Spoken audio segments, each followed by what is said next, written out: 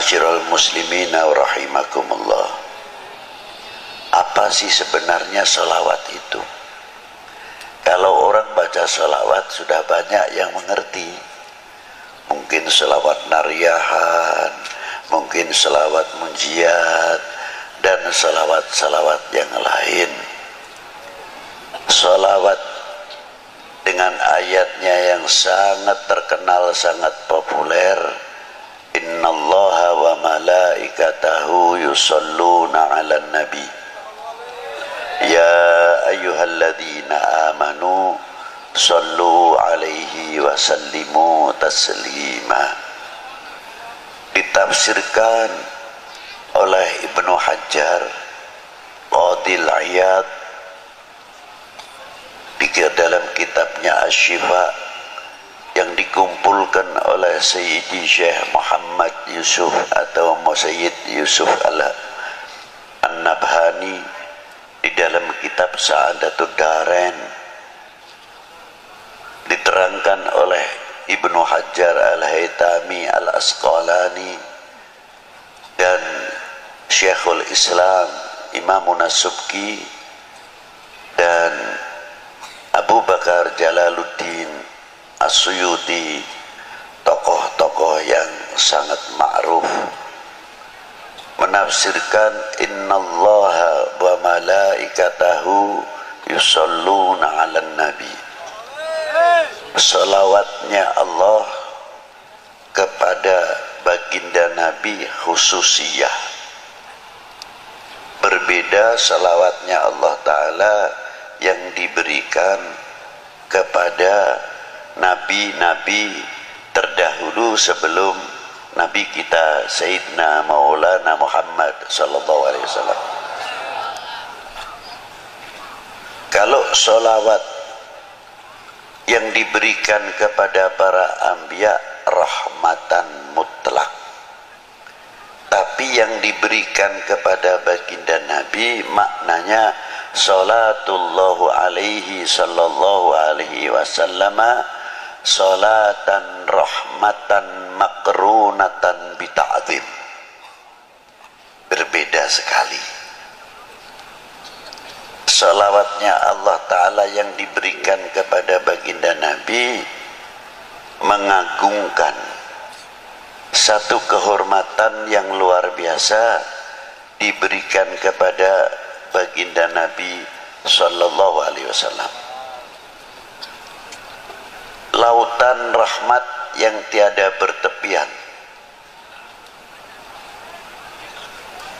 rahmat yang sangat luar biasa, tapi tidak mungkin orang itu akan menggapai rahmat Allah Ta'ala yang diberikan kepada baginda Nabi tanpa ada pancingnya, syaratnya.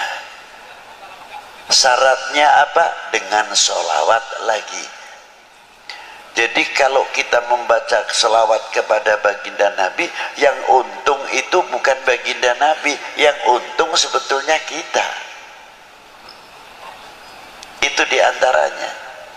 Jadi jangan bangga, jangan salah faham seolah-olah kita bisa mendoakan baginda Nabi. Tidak, dengan salawat itu justru mendapatkan doa baginda Nabi sallallahu alaihi wasallam.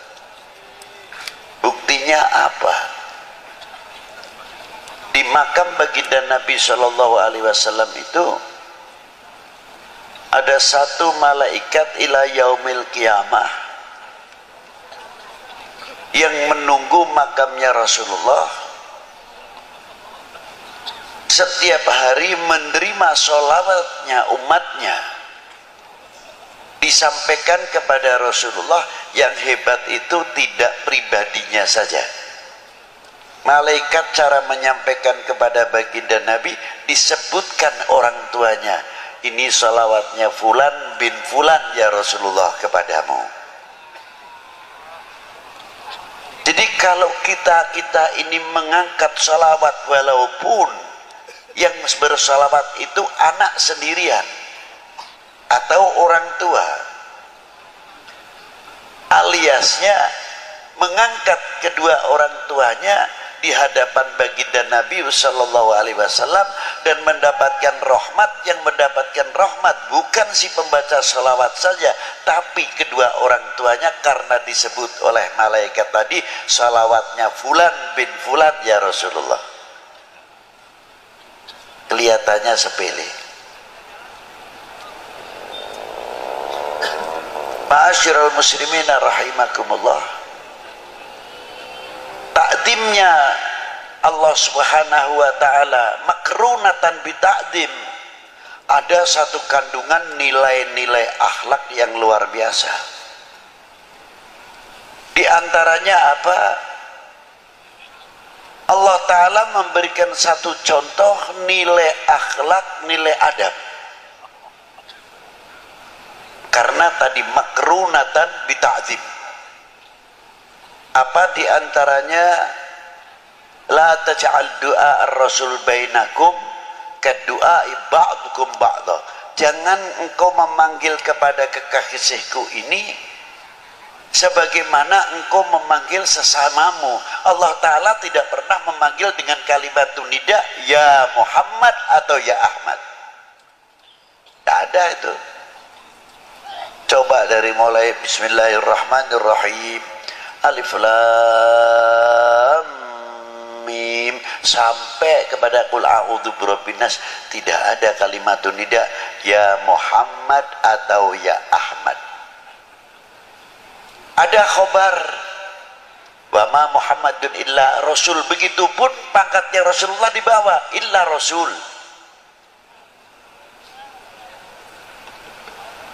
Ada akhir suratul Fatah, Muhammadur Rasulullah walladzina ma'ahu asyidda'u 'alal kufar ruhama bainahum tarahum ruk'an sujadan yabtaghuna fadlan minallahi wa ridwana. Disebut juga Muhammadur Rasulullah, pangkatnya di bawah. Ini khobar, bukan nida ya Muhammad, tidak. Tapi panggilan Allah Ta'ala yang langsung kepada baginda Nabi Shallallahu Alaihi Wasallam yang dipanggil apa? Yasin, Toha, ya ayuhan Nabi, ya ayuhan Rasul, ya Mudaththir, ya Muzammil, dan lain sebagainya, kebesaran-kebesaran asma'un Nabi Sallallahu Alaihi Wasallam.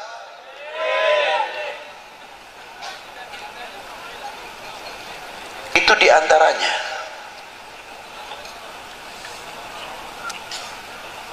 Maka kita dididik oleh Allah Ta'ala, jangankan kepada baginda Nabi Sallallahu Alaihi Wasallam, yang kepada kita sendiri, bagaimana cara menghormati antara sesama kita.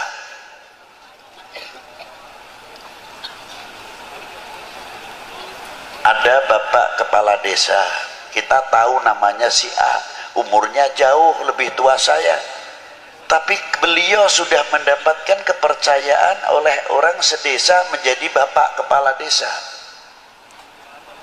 Kalau saya tidak memberikan contoh yang baik, walaupun beliau lebih muda, umpamanya namanya si Fulan, kita harus menyebut Bapak Fulan mau kemana, Bapak Fulan dari mana. Inilah nilai-nilai akhlak. Kalau sudah kita saling menghormati, orang awam akan bertanya, akan berbicara, tuh ajengan yang begitu sepuh saja, tuh Habib yang begitu sepuh saja menghormati kepada kepala desanya, padahal kepala desanya pantasnya anaknya, tapi begitu hormatnya. Inilah meningkatkan kewibawaan daripada nama desa itu sendiri. Tapi kalau kita sudah memanggilnya, Fulan mau ke mana, Fulan badai ke mana, atau badai tindak pundi, apa ngendi, dan sebagainya, secara tidak langsung menjatuhkan kewibawaan pimpinan-pimpinan yang ada di dalam desa itu, walaupun dalam sekup yang kecil. Itu hebatnya. Maka Allah Ta'ala selalu memberikan bimbingan tuntunan terus kepada umat baginda Nabi sallallahu alaihi wasallam. Ini contoh yang luar biasa. Yang kedua, makna sholawat terhadap wa ala ali Sayyidina Muhammad. Ini pertama kali turun ayat innallaha wa malaikatahu yusalluna 'alan nabi ya ayyuhalladzina amanu sallu 'alaihi wa sallimu taslima. Sahabat Ka'bil Akhbar bertanya kepada baginda Nabi,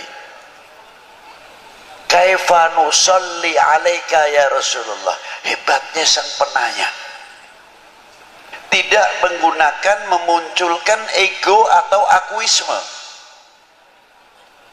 menggunakan kalimah nahnu. Kaifa nusalli, bukan kaifa usalli alaika ya Rasulullah, tidak.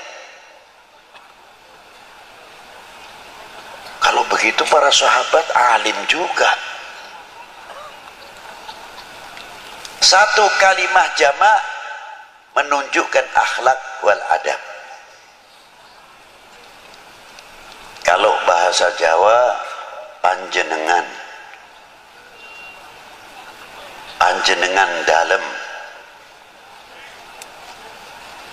Halusnya kalau dalam bahasa Arab selain antum, samahatikum, saadatikum, itu kromo inggil, bahasa yang tinggi.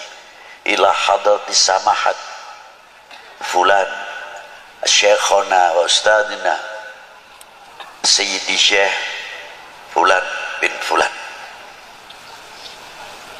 Itu diantaranya. Nah, kita dipanggil seumpamanya ketemu dengan teman-teman, antum dari mana?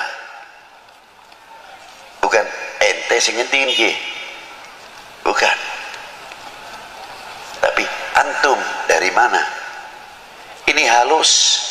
Kalimah panggilan antum akan berdampak yang hebat kepada ikhwanuna wa asgharina, kepada anak-anak, sebab menggunakan kalimah antum. Yang kedua, menggunakan kalimah nahnu mutawadian, untuk menunjukkan ketawaduan. Seseorang tidak pernah menggunakan ana. Ana ini bisa digunakan tertentu, tapi kalau ahlil akhlak wal adab bahkan menyebutkan al-faqir indallah, bukan indanas.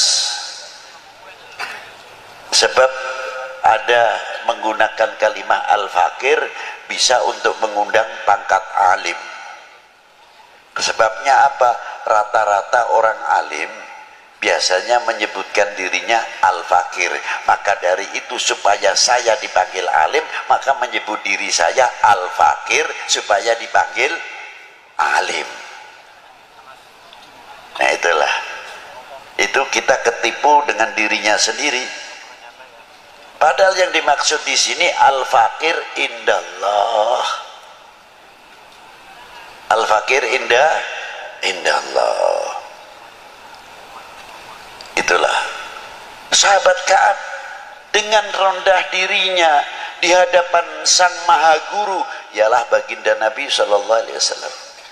Kaifa nusalli alaika ya Rasulullah. Mengapa menggunakan kaifah alaika bukan alaikum? Di sini menggunakan mukhatab istikhdhariyah. Seperti pada waktu kita sholat, at-tahiyyatul mubarakatus salawatut thayyibatu lillah. Assalamu alaika, ketika mengucapkan assalamu alaika seolah-olah kita berhadapan dengan baginda Nabi sallallahu alaihi wasallam. Ini disebut mukhatab istikhdhariyah. Kalau orang sudah terlatih dengan istikhdhariyah al-mukhatab, lama-lama karena kita sering menghadap kepada Rasulullah, kita akan merasa dilihat oleh Rasulullah SAW, dan kita akan banyak bercermin kepada baginda Nabi SAW. Bercermin tutur kata kita, bercermin pandangan kita, bercermin wawasan kita, jauh bercermin telinga kita sampai mata, telinga, mulut, sebagaimana kita menghasilkan karya wudhu. Karya wudhu yang telah melahirkan dan menyentuh, mencapai batiniah. Wudhunya bukan untuk zahiriyah saja.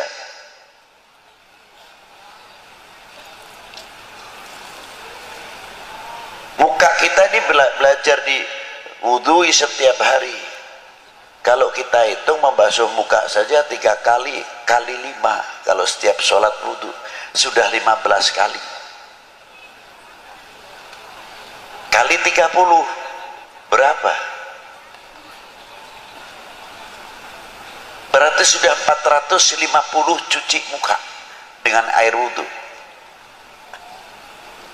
Sudahkah menyentuh batiniah kita atau belum? Kalau wudhu kita menyentuh batiniah kita, akan menghilangkan akuisme. Kun mutawadian, rendah diri.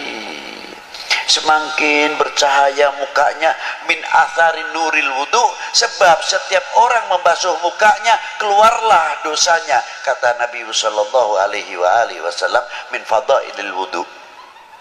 Apalagi setiap habis wudhu salat syukral wudhu, dan banyak orang ingin rezekinya banyak, jangan tinggal wudhu, mudawamatil wudhu. Insya Allah itu urusan rezeki luar biasa. Mangkana mudawamatil wudhu. Nah itu diantaranya. Apa yang diwudhui diantara kita? Ya mata kita, mulut kita. Berarti selalu setiap hari kita sucikan mata kita, mulut kita. Kalau sudah menyentuh batiniah kita, pasti mata kita akan mempunyai pandangan dan wawasan yang jauh dalam segi ilmu dan lain-lainnya. Segi ilmu, segi agama, sampai kepada wawasan kebangsaan, wawasan kita itu jauh. Satu contoh.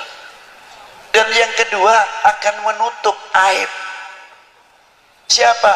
Min ikhwanunal mu'minin wal mu'minat wal muslimin wal muslimat, akan menutupi cacatnya, kekurangannya saudara kita mukminin wal muslimat dan saudara kita sebangsa setanah air. Karena di Indonesia itu ada dua persaudaraan, yang satu saudara kami seagama, sebangsa, setanah air. Yang kedua saudara kami sebangsa, setanah air. Itu persaudaraan. Itu yang harus kita jaga, keutuhannya dan sebagainya. Ini dua.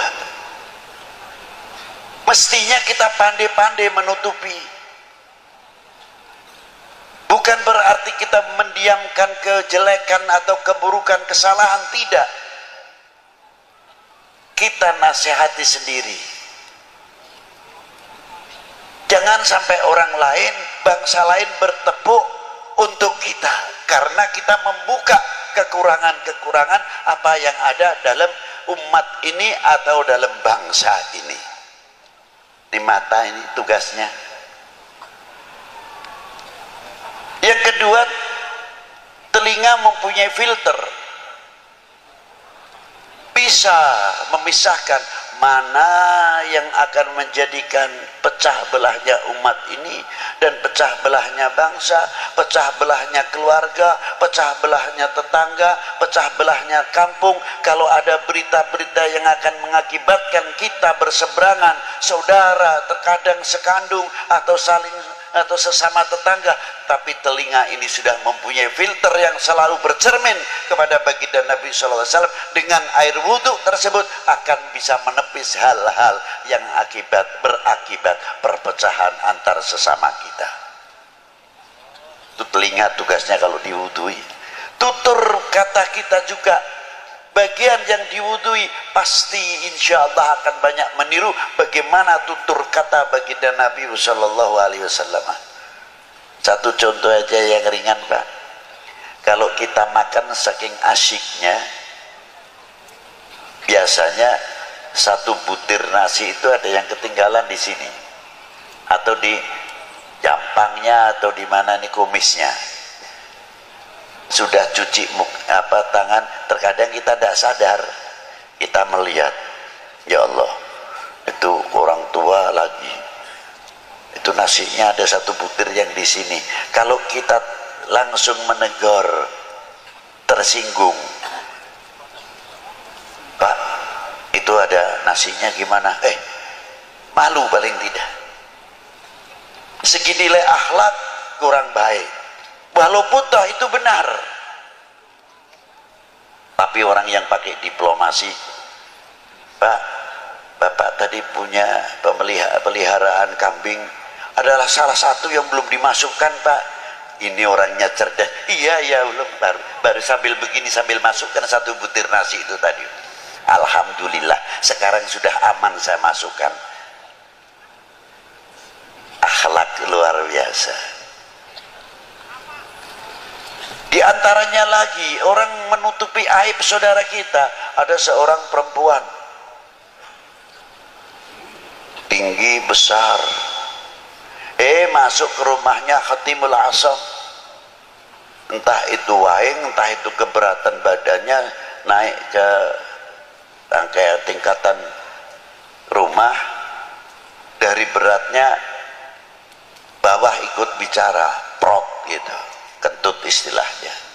Ini perempuan malunya luar biasa, terus sipu-sipu, pucat dari rasa malunya. Khatimul Asam kebetulan di situ sambil baca kitab asyik. Akhirnya, Assalamualaikum.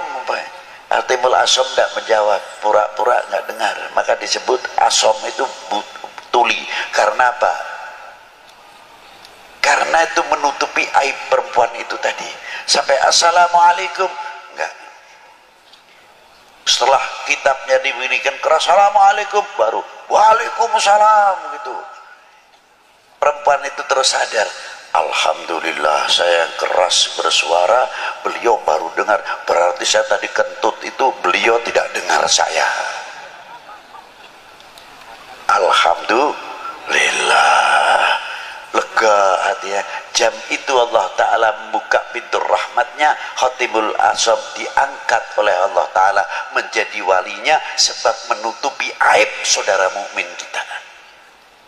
Itu asal usul terkenal Khatimul Asam.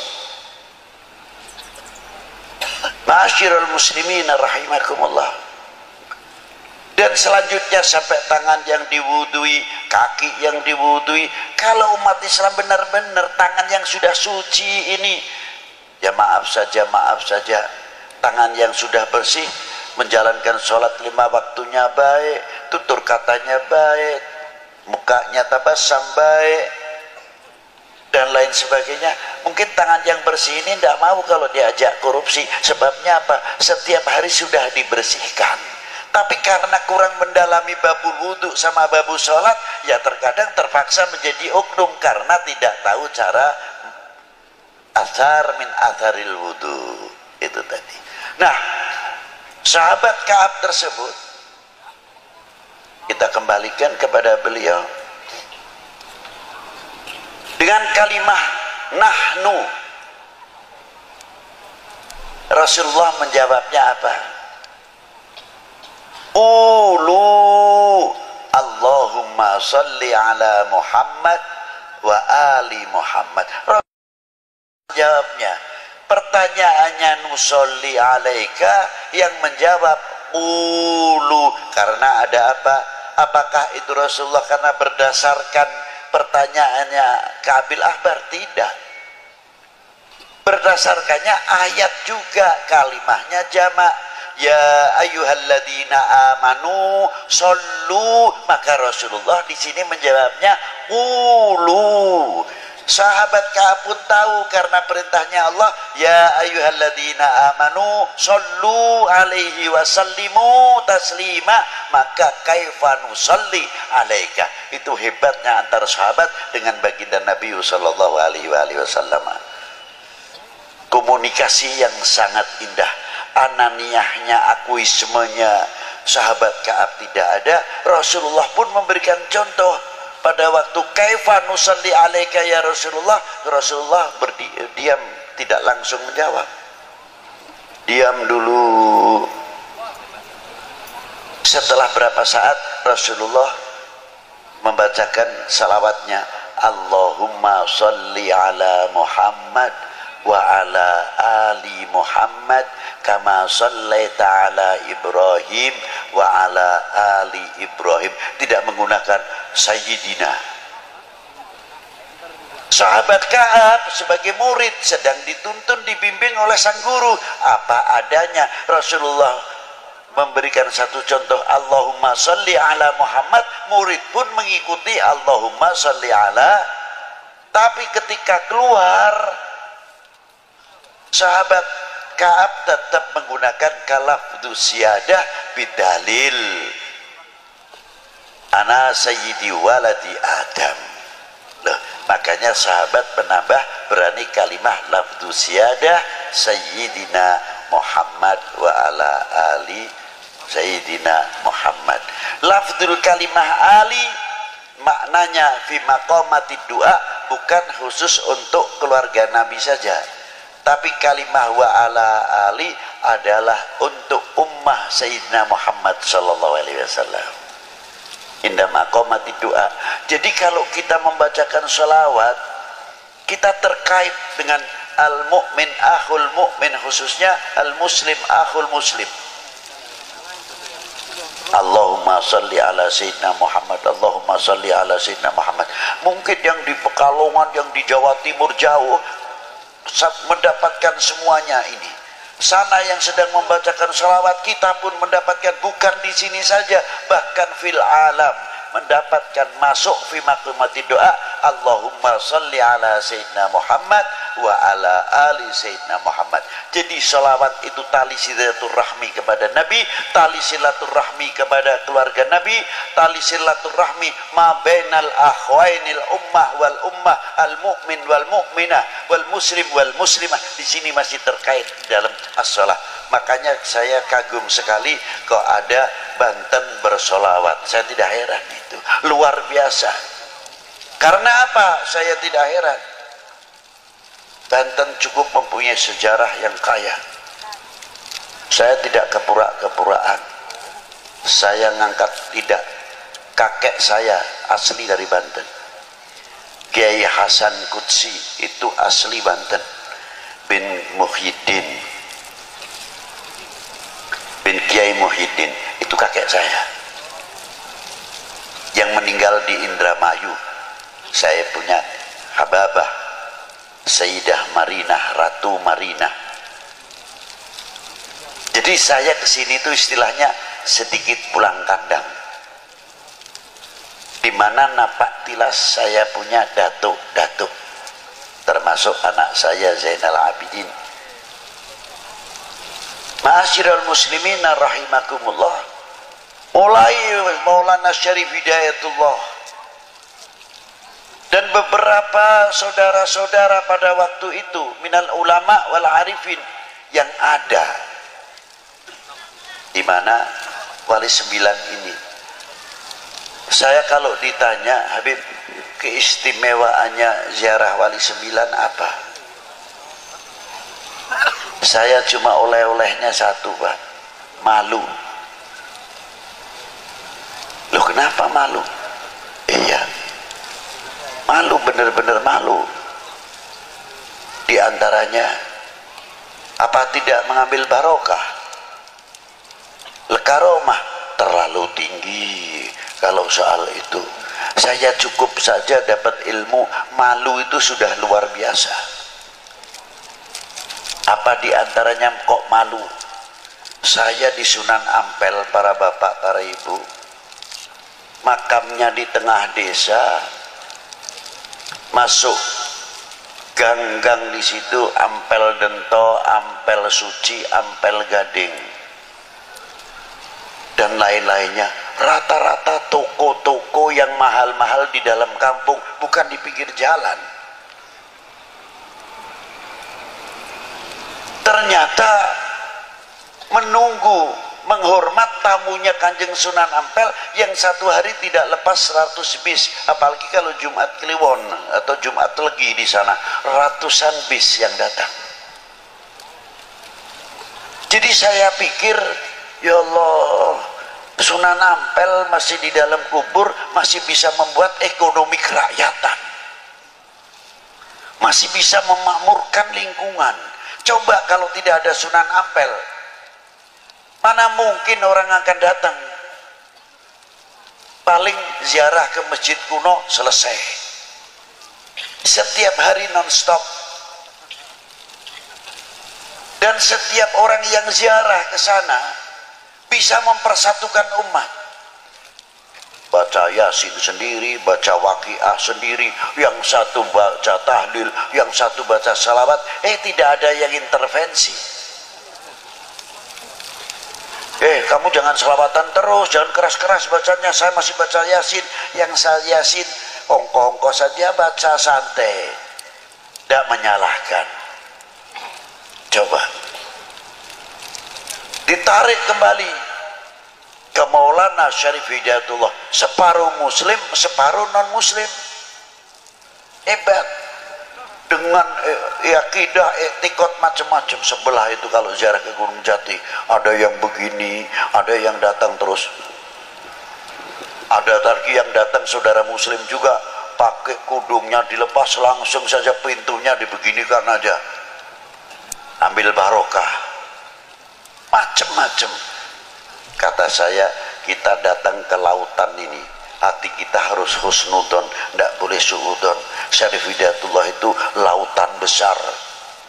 Begedor pisang artinya pohon pisang yang sudah tidak kepake, kalau dibuang ke sungai larinya juga ke laut. Kotoran apa saja yang masuk sungai larinya semuanya ke laut, diterima semua oleh laut. Tapi tidak pernah laut terkotori luar biasa dengan limbah-limbah yang ada dalam sungai-sungai, lebih-lebih kalau musim hujan, banjir atau caah. Per detik itu berapa juta kubik masuk ke laut. Tidak bisa dihitung, ini detikan para bapak, para ibu. Dengan membawa limbahnya, semua limbah yang masuk ke lautan, minggir semua, ditepis oleh gelombang-gelombangnya, tidak mampu mengotori. Yang kedua, hebatnya lagi apa? Yang per detik sekian juta atau miliar kubik masuk ke lautan, dan berapa anak sungai yang besar dan sungai yang besar, anak sungai yang ada di Jawa ini semua rata-rata sebagian besar masuknya ke Pantura, Laut Utara. Saya belum pernah mendengar air laut menjadi tawar karena musim banjir kalah air asinnya. Tidak. Sudah pernah dengar itu? Belum. Berarti kalau kita pikir akal yang sehat, laut mempunyai harga diri, laut mempunyai jati diri, laut mempunyai kehormatan diri. Bagaimana kalau Indonesia ini, bangsa Indonesia meniru laut, tidak kalah dengan laut, mempunyai jati diri, kehormatan diri, kehormatan diri, jati diri bangsa, luar biasa. Allahu Akbar. Sallu ala Nabi. Jangan kalah dengan lautan, malu-maluin. Yang hebat lagi ikannya yang ada dalam laut. Meser ikan asin. Pantasnya yang hidup di daerah asin mestinya tidak usah dikasih garam lagi, sudah dijemur asin langsung, karena hidupnya di daerah asin, wilayah yang asin, tidak digaramin. Yang mau dimasak tetap digaramin, kalau tidak digaramin tetap tawar. Jadi saya pikir ikan pun di dalam laut bisa bermain dengan air asin tapi tidak mempunyai intervensi terhadap asin. Asin pun tidak mempunyai intervensi terhadap ikan. Hidup berdampingan, damai, aman, tentram. Pantas karena rahmatnya Allah Ta'ala turun. Allahu Akbar. Sallu ala Nabi. Itulah luar biasanya, saya kagum sekali. Tapi biasanya kalau kita lihat laut itu asiknya ikannya besar-besar, lihat kapalnya tidak sampai nerobos. Nah, ini kita belajar, berusaha memahami apa yang ada di dalam laut. Ya itu tadi. Aulia itu begitu. Jangan yang lihat datang ke Maulana Syarif Hidayatullah, sudah ini lautannya Allah Ta'ala, sudah kamu kita mau lihat lautannya atau lihat bangkainya atau lihat begedornya atau lihat sampahnya, lihat Maulana Syarif Hidayatullahnya, selesai. Harusnya begitu.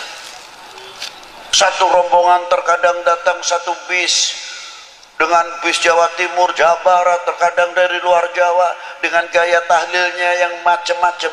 La ilaha illallah, la ilaha illallah, la ilaha illallah, la ilaha illallah.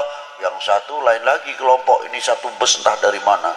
Kalau tahlil berat Pak, di dada ini illallah, la ilaha illallah, la ilaha illallah. Yang belakang kelompok lain lagi illallah, la ilaha illallah, la ilaha illallah. Yang belakang lagi lebih ngebut illallah, la ilaha illallah, la ilaha illallah. Yang belakang lagi Allah. Yang lain lagi sallallahu ala Muhammad, sallallahu ala Muhammad. Yang satu lagi ya Latif, ya Latif. Tidak ada yang paseha, tidak ada yang tukaran. Berarti orang mati masih bisa mempersatukan umat, orang mati masih bisa mempersatukan bangsa, orang mati masih bisa memberikan tuntunan, bukan tontonan.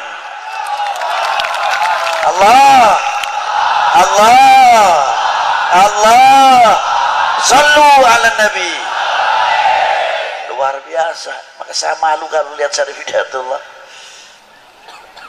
Seumpamanya saya ceritakan, yang satu zikirnya la ilaha illallah, la ilaha illallah.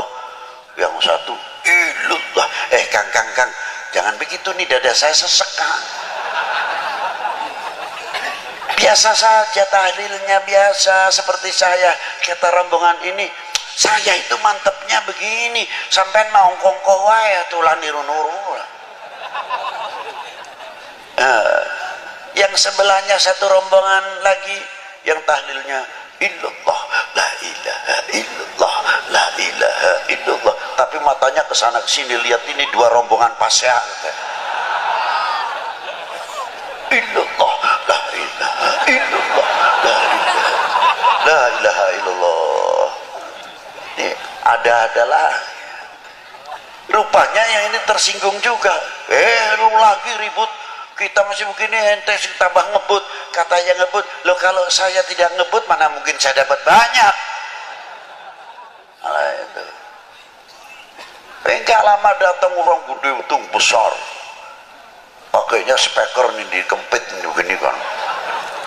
Saya kira ini aduh, jangan-jangan suaranya orang sudah tinggi begitu tuh, top dah suaranya. Aduh, saya menyingkir aja dulu lah daripada kena suaranya speakernya, sebab orangnya begitu tinggi. Saya kira suaranya sama dengan tingginya. Enggak tahu, inilah hadratin Nabi Mustafa Sina Muhammadin sallallahu alaihi wasallam, Al-Fatihah. Loh, ada lagi ini namanya pengalaman ziarah di Maulana Syarif Hidayatullah, dan di mana-mana asik juga saya pikir gitu. Komplit. Subhanallah, di lingkungannya pasaran, ekonomi kerakyatan terbangun. Maka saya bertanya, saya pernah berbuat apa untuk umat ini? Saya pernah berbuat apa untuk umat ini?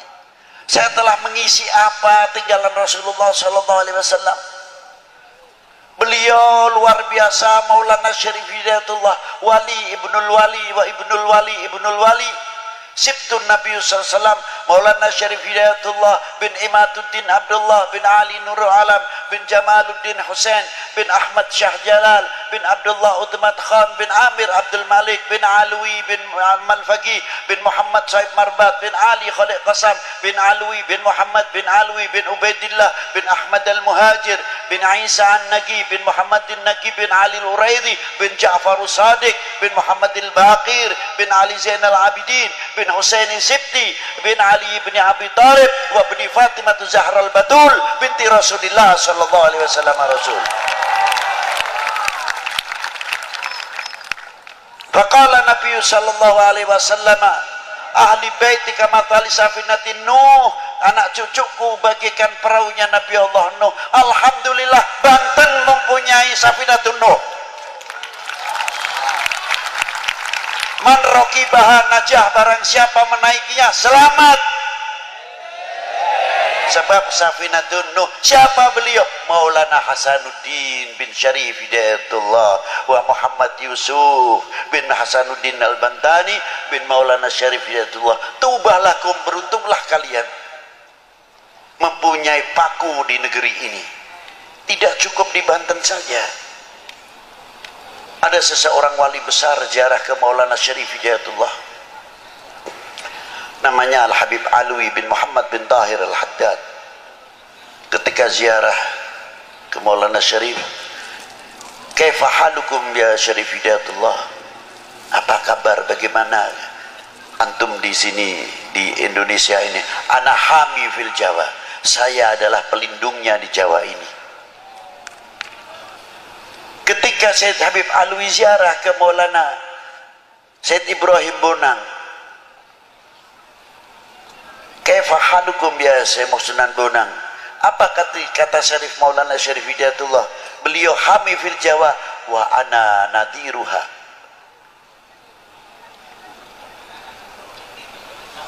Direksinya artinya. Ketika ziarah ke Maulana Hashim Sunan Derajat, apa kata kakakku, adikku Maulana Ibrahim dan Syarif Hidayatullah? Beliau nadiruha wa hamiha, dijawab oleh Maulana Hashim Sunan Derajat, ana harisuha. Indonesia insyaallah selagi ada 3 orang ini insyaallah payung rahmatnya Allah Ta'ala luar biasa. Beruntunglah kami semua khususnya, dan beruntunglah kalian yang fil Banten ini. Semoga dengan sholawat Nabi itu tadi menjadi mercusuar dan yang luar biasa, kita menjadi contoh penyejuk, kita menjadi contoh perekat sebagaimana yang dicontohi oleh Maulana Hasanuddin Banten. Mungkin kalau kita mencontoh Syarif Hidayatullah terlalu jauh, kita contoh Maulana Hasanuddin Banten. Begitu hebatnya. Dulu kalau kecil saya ziarah ke beliau masih kurang ramai, sepi. Sekarang sudah orang ziarah luar biasa, ramainya luar biasa. Ya Allah, kapan aku ini mendapat kotroh sedikit sajalah dari Maulana Hasanuddin, bisa memberikan satu contoh yang luar biasa. Bagaimana hidup beliau pada waktu perjuangan mempertahankan Malaka dari pertahanan Portugis. Bagaimana anaknya Sultan Abdul Fattah Adipati Yunus mengirimkan pasukannya untuk mempertahankan Indonesia daripada serangan Portugis yang sudah menduduki Malaka dan lain sebagainya. Beliau itulah dermawan, murah senyum, basyasyah seperti kakeknya baginda Nabi SAW. Sampai mati pun masih bisa memikirkan ummah, masih bisa sebab memberi makan yang hidup. Luar biasa. Kita ketinggalan dengan para wali-wali 9 khususnya. Beliau mempunyai manajemen hidup rapi, mempunyai visi misi rapi, mempunyai konsep yang luar biasa. Bukan terus kita dakwatul Islam dengan cara-cara yang kurang terpuji. Beliau berdakwah dengan akhlakul karimah yang luar biasa. Yang ahli pertanian dengan pertaniannya, yang ahli ketabiban dengan ketabibannya, yang ahli penyakit dengan ahli penyakitnya, yang ahli pembangunan dengan pembangunannya, yang ahli ekonomi dengan ahli ekonominya, sehingga pada waktu itu makmur apa yang dipimpin oleh para beliau-beliau. Itu hebatnya Wali Sembilan. Kita kalah, itu diantaranya. Maju luar biasa, tapi terkadang kita ketinggalan. Kita masih berbicara khilafiyah, talqin, tahlil, maulud, manakib, teater, nabubu. Sampai kapan? Tertinggal dan tertinggal. Kita malu rasanya. Rasulullah ketika hijrah, pedangnya bisa diganti dengan pedang apa? Melahirkan ilmuwan intelektual, membangun sarana pendidikan, sarana ibadah, membangun dunia ekonomi yang luar biasa, membangkitkan dunia pertanian yang luar biasa. Mungkin kalau kita terjemahkan dengan bahasa sekarang, Allahu Akbar, bangun ekonomi, Allahu Akbar, bangun marketing, Allahu Akbar, bangun perguruan tinggi khusus ilmu Al-Quran, ilmu pengetahuan yang ada di dalam Al-Quran. Allahu Akbar, bangun supermarket, Allahu Akbar, bangun mall, bukan Allahu Akbar, bangun khilafiyah. Dari sini ke sana, dari sana ke sini, talqin, tahlil, maulud, manakib, terus begitu dan begitu, tidak ada habisnya. Yang satu membid'ahkan, yang satu menjawab, yang dan lain sebagainya. Sedangkan bangsa lain membuat senjata yang hebat, membuat nuklir yang hebat, pesawat tempur yang hebat, pesawat-pesawat ataupun kapal-kapalnya yang luar biasa, canggih-canggih luar biasa. Kita tertinggal. Betul? Betul enggak? Tinggal. Belum pesawatnya untuk jamaah haji, yang bikin siapa? Ketinggalan lagi. Ilmu IT, antropolognya, astronominya, elektronya, ketinggalan semuanya.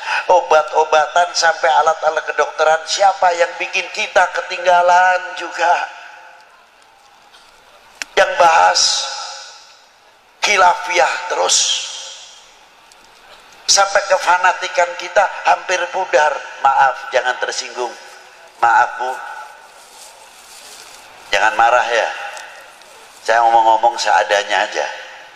Seandainya kita itu fanatik dengan apa yang hasil bumi pertiwi ini, kita bisa mengejar ekonomi kita yang tertinggal. Karena apa? Hasil karya bumi pertiwi kita terangkat namanya. Ayo bareng-bareng dirubah supaya kita dapat nama. Kira-kiranya mau nggak? Dapat nama lo ini. Pasaran kita supaya baik. Dirubah, jambunya jambu Indonesia, jambunya jambu Banten, jambu Pandeglang, jambu Serang. Keluarkan kualitas yang luar biasa.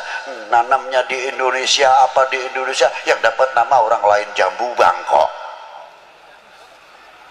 Sampai ayamnya bertelur di sini, apa di sini, ayamnya ayam nasib. Kira-kiranya malu nggak? Kira-kiranya tertinggal kita. Duren Bangkok, duren motong. Ayo sedikit-sedikit supaya kita mempunyai kefanatikan terhadap bangsa ini. Jambu Indonesia, duren Indonesia, lele Indonesia. Lagi-lagi Bangkok, boro-boro gulanya masih tetap gula Jawa. Ini kalau sudah Jawa, gula Bangkok mati kutu deh. Ayo bangkitkan kembali supaya ekonomi kita bangkitkan, merasa memiliki handar beni kepada tanah air ini. Insya Allah ekonomi kita akan maju sebagaimana Maulana Hasanuddin saja dikubur masih bisa memberikan kesejahteraan kepada yang hidup, khususnya kepada lingkungannya. Inilah hikmah daripada as-shalah ala Nabi sallallahu alaihi wasallam. Ayo bangkitkan kembali intelektual kita, bangun madrasah kita dan lain-lainnya. Semoga dengan barokah para aulia yang ada di negeri ini, kita diberi barokah umurnya, barokah rezekinya, barokah pertaniannya, barokah, lain-lainnya dan lain-lainnya. Dan kita menjadi umat tidak akan memalukan para sesepuh kita. Kita jadi umat tidak akan memalukan para guru kita. Kita menjadi umat tidak akan memalukan kedua orang tua kita di hadapan Allah Subhanahu wa taala. Belajarlah menjadi orang yang mengerti terima kasih kepada kedua orang tua kita. Seandainya gunung yang paling terbesar di sini umpamanya Gunung Krakatau atau Gunung Karang dijadikan emas untuk membalas jasanya kedua orang tua kita dan guru kita, belum apa-apa. Jangan dikira kita sudah begini. Anak-anak kita di pesantren, di madrasah asyik, tapi kita berpikir bagaimana nasib orang tua kita di dalam dunia pertanian dan ekonominya. Terkadang jam 3 malam sudah bangun, membawa doplaknya, dia isi sayuran, isi sampel dan lain-lainnya, dibawa ke pasar. Hawanya dingin, yang kalau musim dingin, yang musim hujan, yang musim panas. Demi siapa? Demi anak-anaknya yang di dalam pesantren, yang di dalam madrasah dan lain sebagainya. Mestinya kita malu kepada para beliau. Bagaimana tokoh-tokoh ulama kita terdahulu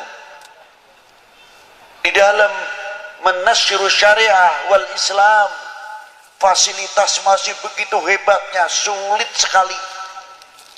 Kalau Habib Lutfi lain, dari Pekalongan ke sini pikirannya sudah dapat, terbayang ini amplopnya tebal pak tipis, lain bayangannya. Kalau beliau berdakwah mengeluarkan amplop, berbeda sama saya berdakwah mengharapkan jauh dah itu.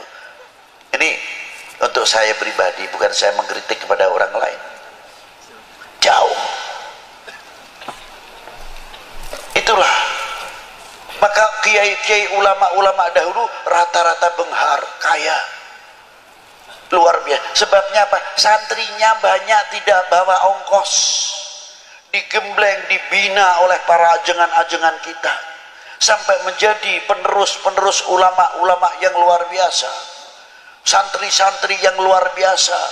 Dan Banten cukup melahirkan kitabnya yang belum tercetak saja masih 400 kitab lebih taklif dari Kiai Nawawi Al-Bantani.